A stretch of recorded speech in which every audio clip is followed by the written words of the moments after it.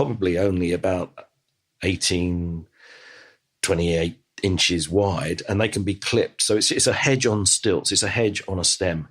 And that is not a bad way of creating privacy in a friendly way. Right. And up to, if say you've got a 2 metre hedge, and then you could have another 2 metres of the pleach tree above, so that you've got 4 metres, which I think is enough for everyone. You can get especially lime, hornbeam and beech as in pleached form. So if you Google pleaching or pleach trees, you'll see there's a really wide range out there.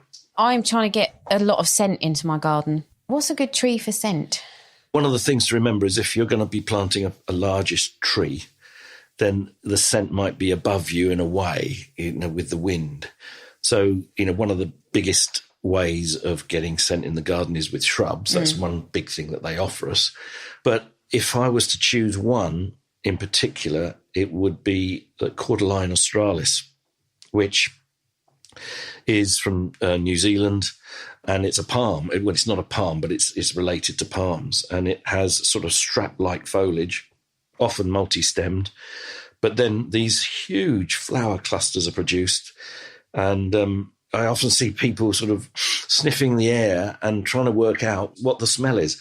The flowers may be 4 metres, 5 metres up, but it's just such an amazing scent and very, very powerful. So New Zealand cabbage tree, I think the common name is Cordyline australis, would be easily my first choice. Okay. And what would be your favourite tree for flowers?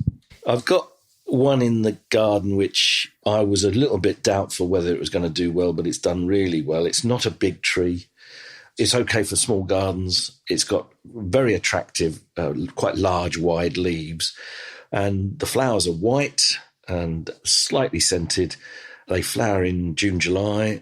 And it's called the epaulet tree because the flower panicles hang down and actually look like the sort of scrambled egg that some generals will have on their epaulets. The Latin name is a bit of a pain, but it's Pterostyrax with a silent P. So it's Pterostyrax, and the species name is Hispida. So that's a really nice summer-flowering small tree. And it is available, but you do have to hunt it down. Not the average garden centre will stock it. That would be my first choice. Okay. And what would be your first choice for autumn colour? Again, if I had to make you narrow it down. That's a difficult one as well. I think the first thing as far as autumn colour is concerned, autumn colour trees probably do well with a bit more shelter. Otherwise, the wind will just blow the foliage off. So a sheltered spot best for autumn colour. If you've got a big garden, then the North American tulip tree, Liriodendron tulipifera, or the North American sweet gum, which is liquid amber, Styraciflua, they would be easily my first two choices. But in a smaller garden, there's a thing called the Persian ironwood. There's a fastigiate version of it, and it's a small garden tree or shrub with very reliable autumn colour. Yeah, that's and a lovely one. The nursery I mentioned and some other nurseries are now growing it on a single stem. Yeah. So really good. Yeah, that's a really lovely tree. And if I had a seaside garden? Yeah. The location of the garden is crucial. I mean, if you're right on the coast, then you need like a front line windbreak. But if you're a mile inland, then it's not quite so bad and the range is more available. If you drive along the coast, the south coast of England, for example, you'll see quite not a wide range of trees being used for frontline planting. Again, it can get quite tall. People say it's a shrub, but it can become a tree, and that's tamarisk. Mm-hmm. A lovely plant with either pink flowers in the spring or pink flowers in the summer, depending on the variety you go for. I've just come back from Cornwall and seen some tamarisk which are 4 or 5 metres high, and they act as a really good windbreak. On a larger scale, the evergreen oak from the Mediterranean, holm oak, is one of the toughest, and some of the pines, but you need some space for that. I mean, you can pleach holm oak, but they're big trees.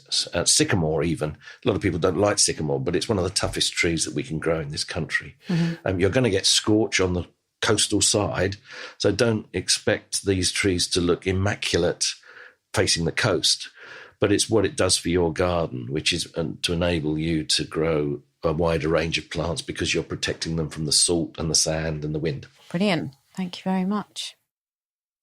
Yes, thank you very much indeed, Peter Thurman. What an absolutely brilliant source of information he is. It's always a joy to hear him speak about trees because I think his expertise and passion for them is so evident. I really hope you enjoyed that interview. I know I enjoyed recording it. Peter mentioned a couple of things. He spoke about removing one of the leaders if you have a tree that has two leaders.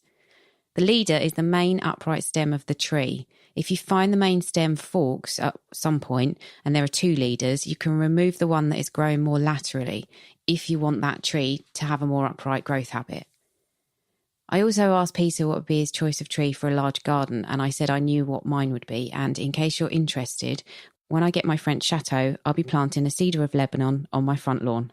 Now, just before you go, you might have picked up on the fact that not only did Peter recommend products you shouldn't buy, he also recommended a cheap and cheerful plant food that you probably have in your kitchen cupboard.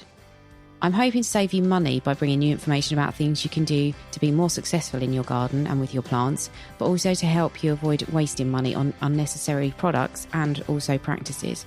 So, if you feel like this episode has helped save you time or money, perhaps you would consider donating half the price of that packet of mycorrhizal fungi you didn't buy to my Patreon account. That way we both win. If you'd like to make a one-off donation or even subscribe, please go to patreon.com/roots and all. So thank you as always for listening, and I'll catch you next Tuesday. For more information, visit the Roots and All website at rootsandall.co.uk. To download more episodes, visit iTunes, your favourite podcast provider, or get them direct from our website.